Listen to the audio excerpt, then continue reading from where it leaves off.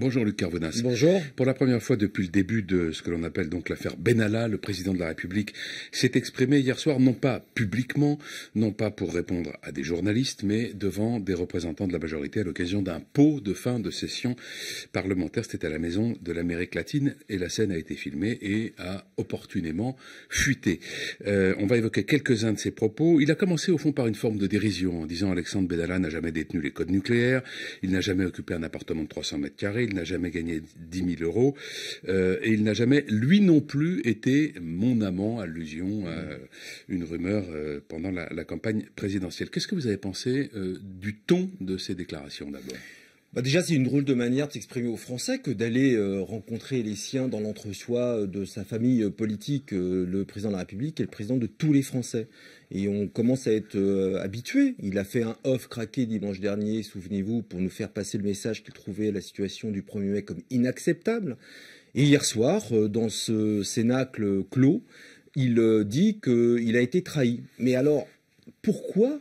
S'il a été trahi, si c'est de la trahison, si c'est inacceptable, il a tout accepté le 2 mai lorsqu'il a été mis au courant des faits de son plus proche collaborateur en charge de sa sécurité, y compris dans ses déplacements privés. C'est ça la question. Nous, ce que l'on souhaite savoir... La réponse, elle est peut-être dans cette forme de loyauté qu'invoque Emmanuel Macron en disant « Malgré tout, je n'oublie pas, nous n'oublierons pas ce qu'il a fait pour nous ». Vous savez, moi aussi, j'ai des collaborateurs loyaux, mais ils ne sont pas au-dessus des lois. Et mes collaborateurs loyaux ne vont pas frapper les Français dans les manifestations du 1er mai. Et nous, ce que nous souhaitons, c'est mettre le doigt sur la vérité. Depuis une semaine, l'Élysée nous ment. D'abord par Bruno Roger-Petit. Ensuite, le week-end dernier, quand encore une fois la presse nous apprend une rencontre secrète entre Collomb et le président, l'Élysée dit « ce n'est pas vrai ». Gérard Collomb, auditionné par la commission des lois à l'Assemblée, nous dit oui, je l'ai rencontré pour parler le moins possible de Benalla. Il nous dit je ne connais pas Benalla, Collomb. Le Canard enchaîné nous dit il y a une note interne qui a été diffusée qui parle de cette accolade chaleureuse entre Collomb et lui. Pire encore, le directeur de cabinet du président de la République, hier auditionné, nous dit qu'il a pris lui et lui seul. Alors je comprends bien ce que le préfet Sroda est en train de faire, d'être le fusible utile au président parce qu'il est loyal et au service de l'État. Sauf que quand il nous dit dans la commission sous serment, j'ai pris cette décision seul, et hier soir, le président de la République, devant ses amis, dit « c'est moi qui ai validé la sanction et personne d'autre ». Qu'est-ce que ça veut dire? Qui dit la vérité? La commission d'enquête doit lever le voile sur toutes ces interrogations. Pas seulement des députés, pas seulement de l'opposition. Déjà, il faut se féliciter que nous soyons dans une démocratie saine. S'il n'y avait pas eu les oppositions, il n'y aurait pas eu cette commission d'enquête, malgré ce que j'entends de la part de la République En Marche. C'est nous, les socialistes, qui avons trouvé le subterfuge de transformer la commission des lois en commission d'enquête. Et en tous les cas, je vais vous le dire avec beaucoup de gravité. La présidente de la commission d'enquête parlementaire, Madame Braun-Pivet, est très partiale. Et quand on regarde les auditions... Très partial, de quelle façon? Dans sa manière de distribuer la parole Pas que cela. Elle change les règles du jeu au fil des commissions. Soit des groupes doivent intervenir 3 fois, et puis ensuite ils ne peuvent intervenir que 2 fois. Après, c'est ouvert à tous, mais elle donne la parole qu'au commissaire aux lois. Elle ne donne pas l'ordre du jour des futurs auditionnés pour se préparer, alors que le Sénat, de manière beaucoup plus sérieuse, dit aux sénateurs exactement ce qu'ils vont faire ce matin. Ils vont auditionner les sénateurs Alexis Collère. Le secrétaire général de l'Élysée. La majorité à l'Assemblée nous le refuse? Pourquoi la majorité à l'Assemblée refuse même d'auditionner M. Benalla, qui est le premier des protagonistes? Vous voyez bien que face à cette succession de mensonges, il y a une volonté de la part de la majorité de protéger. Mais protéger quoi? Je n'en sais rien. C'est à cette commission, aux commissions de le démontrer. On va revenir dans un instant sur le volet commission d'enquête, mais pour rester sur ces déclarations hier soir d'Emmanuel Macron, l'un des temps forts, ça a été lorsqu'il a dit « le seul responsable, c'est moi et moi seul.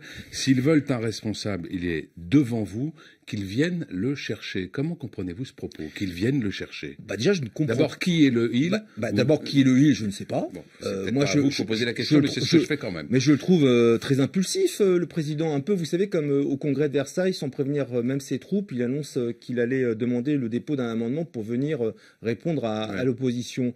On est un peu dans cette même impulsivité de la part du président de la République. Et il est responsable, mais il est responsable de quoi? Il dit « je suis responsable ». D'accord, mais de quoi? J'aimerais bien le savoir. De toute l'affaire, dit-il. Qui disent de quoi il est responsable.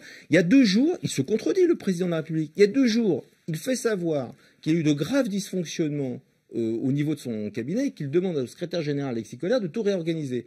Donc d'un côté, il dit ça marche pas, on demande au collab de réorganiser, et 2 jours plus tard, on dit je suis le responsable, de manière un peu bravache, venez me chercher. Et on n'est pas dans un rodéo, hein. On n'est pas dans un film. On est en train de parler du chef de l'État et de celui qui est garant de nos institutions. Et nos institutions, depuis 3 mois, pas depuis une semaine, comme le dit Édouard Philippe, depuis 3 mois, elles sont mises à mal parce qu'elles sont contournées. L'institution police, l'institution justice, on protège un homme. Pourquoi? Et contrairement à ce qu'a dit Nicole Belloubet, ce n'est pas une affaire individuelle. À partir du moment où vous avez 5 personnes mises en examen, on rentre dans un dispositif et ça, la commission doit le démontrer. Est-ce qu'on pourrait comprendre cette phrase qu'ils viennent me chercher comme l'idée qu'il serait prêt à répondre à la commission d'enquête? Écoutez, s'il est prêt à répondre à la commission d'enquête, très bien. Pour le moment, moi, je souhaite que la commission d'enquête... Le Parti socialiste, le groupe socialiste le demande aujourd'hui. Valérie Rabault l'a demandé hier soir. Valérie Rabault l'a demandé... Vous y êtes favorable vous-même?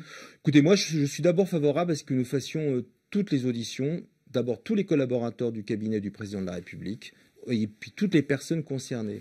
Après, si le chef de l'État, au bout de ces auditions, si elles sont faites de manière sérieuse, doit venir s'expliquer, nous le verrons. Justement, donc sur les auditions, sur le fonctionnement de ce type de commission d'enquête, est-ce qu'il n'y a pas des choses à revoir, notamment sur la manière dont se dérouler de questions-réponses, avec peut-être une possibilité de relancer la personnalité qui est interrogée si elle ne répond pas ou si elle répond à côté? Moi, je vais vous dire Quand vous êtes intervieweur et que vous regardez ce genre d'exercice, ça provoque de la frustration. Ça provoque de la frustration et puis on a bien compris, y compris dans le choix de la salle. Je vous rappelle que la commission Cahuzac, c'était dans la salle Lamartine, qui est une salle beaucoup plus importante pour permettre à tous de siéger. Ça a été évoqué dès la première Je vais vous dire le fond de ma pensée. Je pense que malheureusement, les dés sont pipés sur la commission d'enquête parlementaire à l'Assemblée nationale et qu'il faut maintenant tourner les yeux vers le sérieux de la commission d'enquête du Sénat. Mais qui va fonctionner sur un temps beaucoup plus long. Qui va fonctionner sur 6 mois, qui va auditionner tout le monde sans censure, qui laisse, quand on regarde les auditions, parler tous les sénateurs, où c'est une vraie commission d'enquête. Là, on a l'impression que la présidente cherche surtout à ce que ça aille très vite et que l'on ne pose pas les questions qui fâchent. C'est pas comme cela que je vois la transparence et la démocratie. En plus, tout ça explose dans un moment où, sincèrement, on voulait diminuer les prérogatives du Parlement en renforçant celles du président de la République. On était en train de réviser la Constitution.